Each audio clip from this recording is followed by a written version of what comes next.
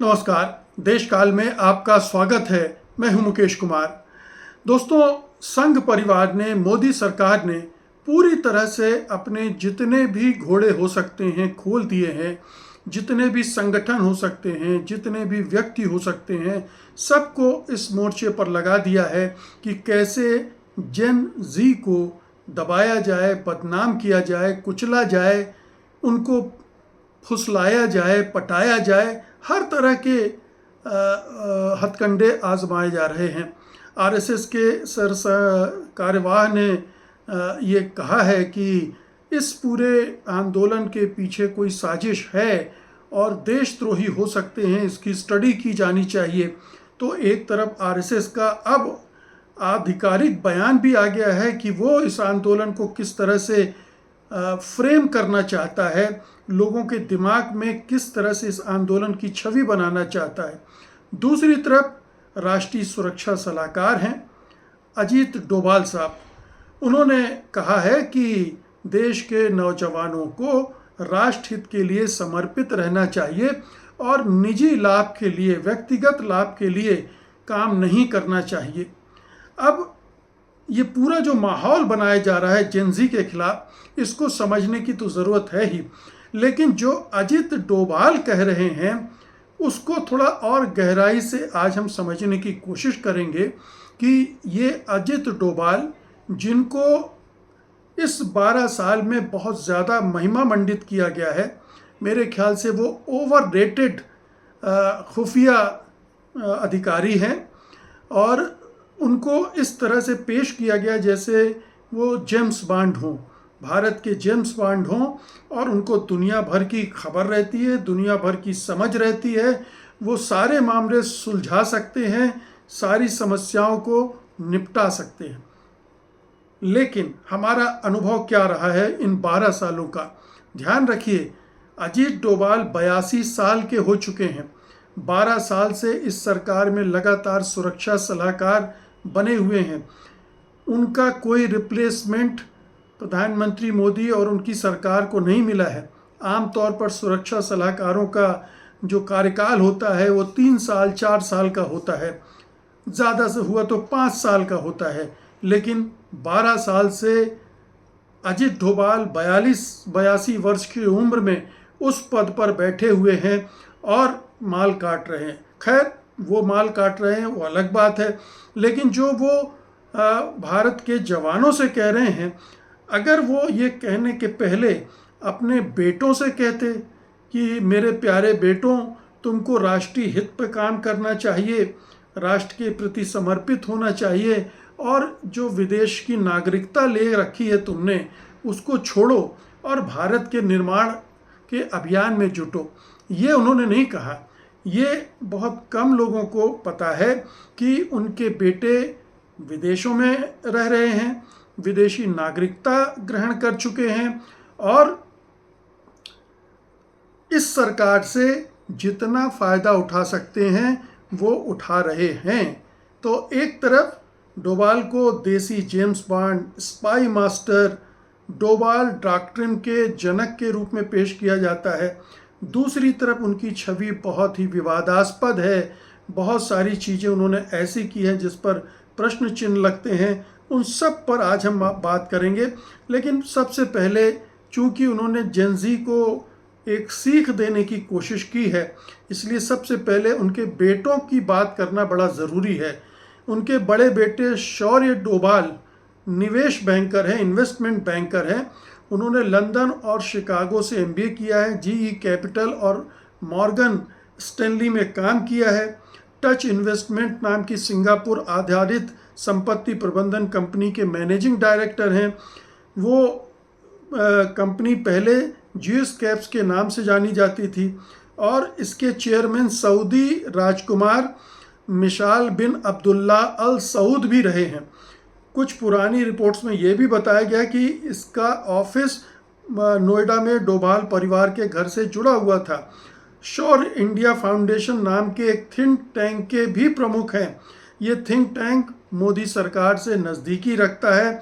2014 के आसपास इसमें कई केंद्रीय मंत्री, जिनमें निर्मला सीतारमण, सुरेश प्रभु, जयंत सिन्हा और एमजे अकबर भी बोर्ड पर थे। ध्यान रखिए, ये डोभाल के बेटे हैं जिनकी घुसपैठ पूरी सरकार के अंदर है, मंत्रियों के साथ है, और ये एक तरह से कन्फ्लिक्ट ऑफ इंटरेस्ट भी है। शौर्य बीजेपी उत्तराखंड के कार्यकारी सदस्य भी हैं।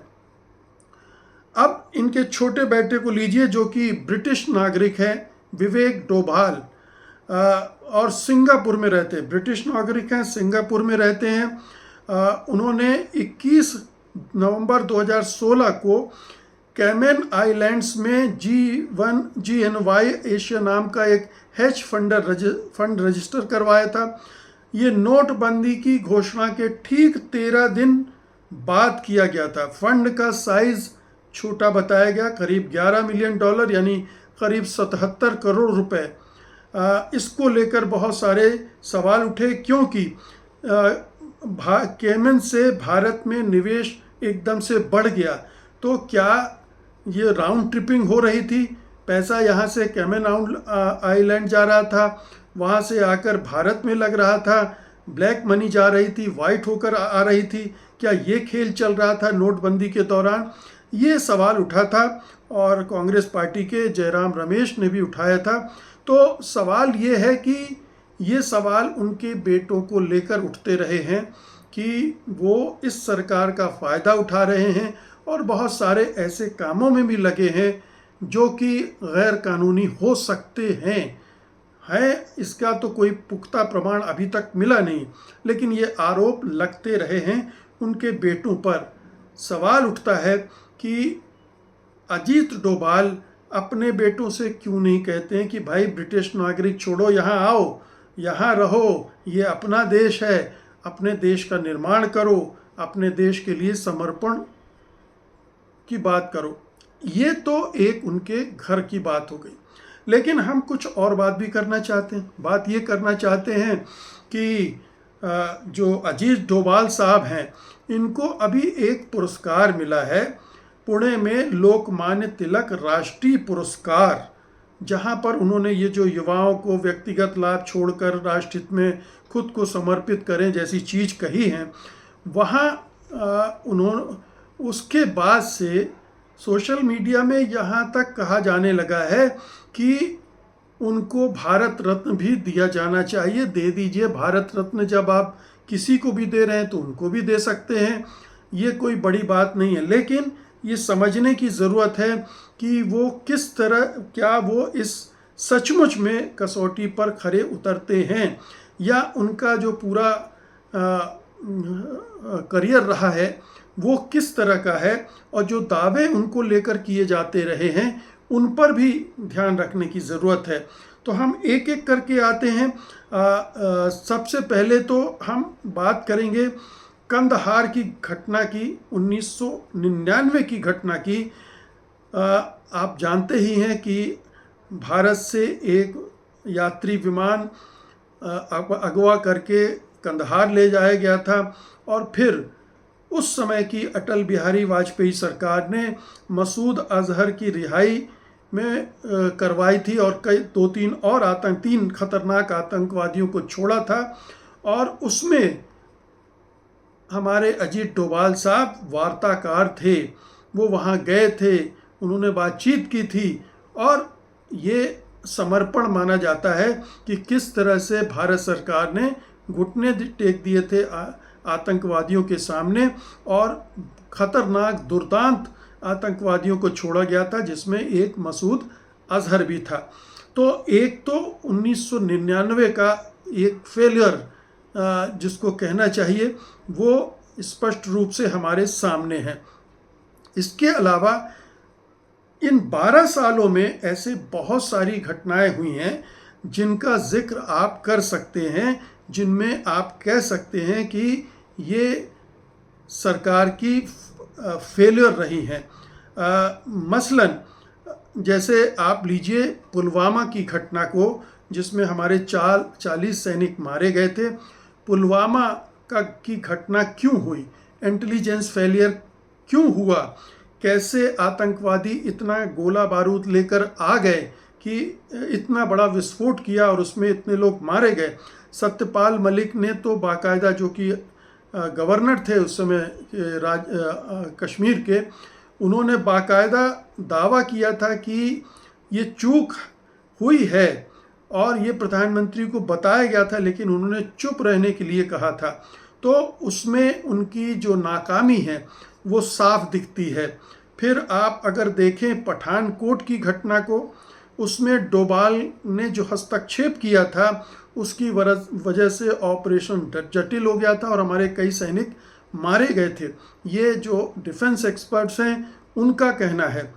इसके अलावा पहलगाम की घटना को हम कैसे भूल सकते हैं कि जिसकी वजह से ऑपरेशन सिंदूर किया गया, उसमें भी ये इंटेलिजेंस फेलियर था इस राष्ट्रीय सुरक्षा सलाहकार के रहते हुए। तो एक के बाद एक पुलवामा, पठानकोट, उड़ी, ये सारी घटनाएं पहलगाम होती रही हैं और लगातार हो रही हैं।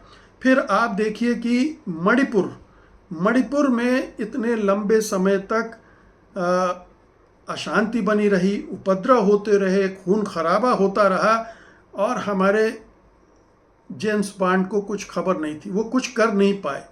ये भी कहा जाता है कि वहाँ पड़ोसी देशों से भी प्रभाव डालने की कोशिश की गई उस मणिपुर में, और उसको भी हमारे जेम्स बॉन्ड ठीक नहीं कर पाए। यही नहीं, बांग्लादेश में जिस तरह से उथल पुथल हुई, अचानक सत्ता तख्ता पलट हुआ, इसका भी कोई हमारे सुरक्षा सलाहकार और उनके तथाकथित नेटवर्क को पता नहीं था कि क्या होने जा रहा। अपने पड़ोस में नेपाल का पता नहीं था, श्रीलंका का पता नहीं था। तो ये कैसे जेम्स बॉन्ड हैं जिनको कुछ पता नहीं रहता है, और ये लगातार एक के बाद एक फेलियर उनके साथ जुड़ते रहे हैं। और मज़े की बात यह है कि एक डोभाल डॉक्ट्रिन नाम से एक चीज़ चल पड़ी कि ये डोभाल सिद्धांत, जिसमें ये है कि अल्पकालिक जवाबी कार्रवाई की बात होती है कि आप दूसरे देशों में जाकर लोगों की हत्या करवाते हैं। उसकी वजह से अमेरिका और कनाडा के साथ हमारे संबंधों में कितनी गिरावट आई थी, और वहाँ तो जो अमेरिका जाना बंद हो गया था अजीत डोभाल का, क्योंकि उनके खिलाफ केस दर्ज हो गया था और भारत सरकार को भी नोटिस दिया गया था। तो ये बहुत साफ है कि इन सब मामलों में उनकी फेलियर स्पष्ट है दुनिया में। एक और जो उनके साथ बड़ा विवाद जुड़ा रहा है वो ये है कि 2009 के बाद अजीत डोभाल ने विवेकानंद इंटरनेशनल फाउंडेशन की स्थापना की, और ये वो इस जो थिंक टैंक है वो विवेकानंद केंद्र से जुड़ा हुआ है, जो कि आरएसएस परिवार का हिस्सा है। यानी ये सीधा लिंक अजीत डोभाल का आरएसएस से है। वो आरएसएस के लिए काम करते रहे हैं, चाहे वो उस समय यूपीए की सरकार में रहे हों, पूर्ववर्ती कांग्रेस की सरकार में रहे हों, लेकिन वो लगातार आरएसएस के आदमी के तौर पर वहाँ घुसे रहे। और जब वो रिटायर हो गए 2009 में, तो उन्होंने विवेकानंद फाउंडेशन बना लिया और वहाँ से दक्षिणपंथी विचारों का, हिंदुत्ववादी सोच को बढ़ावा देने का काम वो लगातार करते रहे। और ये भी कहा जाता है कि 2011-12 में अन्ना हजारे और बाबा रामदेव के भ्रष्टाचार विरोधी आंदोलन के समय भी विवेकानंद फाउंडेशन की भूमिका थी। रिपोर्ट्स में कहा गया कि अन्ना हजारे, अरविंद केजरीवाल, किरण बेदी, रामदेव आदि लोग यहीं विवेकानंद फाउंडेशन में मिले थे और एक साथ आए थे, और इस आंदोलन ने जो काम किया था यूपीए की सरकार को कमज़ोर करने का और 2000 के चुनाव में बीजेपी के लिए रास्ता बनाने का। तो डोभाल जाहिर है कि इस फाउंडेशन के कर्ता धर्ता स्थापक थे और उन्होंने पूरा एक ग्राउंड वर्क किया था, और इसी का पुरस्कार उनको 2014 में जब प्रधानमंत्री बने मोदी, तो उन्होंने उन्हें सुरक्षा सलाहकार बनाकर किया। तो ये बिल्कुल साफ बात है कि किस तरह से विवेकानंद फाउंडेशन बीजेपी आरएसएस से जुड़ा हुआ है, उसके लिए काम करता रहा है। और भले ही ये दावा ये करते रहें कि ये तो राष्ट्र के लिए कर रहे हैं। फिर एक और बहुत बड़ा विवादित इशू रहा है, ये अजीत डोभाल ने 4th जनरेशन वार की बात की थी। अब वो 4th जनरेशन की वार को समझना चाहिए। उसमें ये है कि 4th जनरेशन वार जब आप वो कह रहे थे तो उसका मतलब है कि जो भारत में जो लोग हैं, जो सिविल सोसाइटी है, वो भी वार छेड़ सकती है और इसलिए उसको भी काबू में रखना है। वार मतलब इस बहाने जो असहमति है, जो विरोध है सरकार के प्रति, उसको देशद्रोह के रूप में पेश किया जा सकता है। ये जो डॉक्ट्रिन है वो यही करती है और लोकतंत्र की जगह को संकुचित करती है।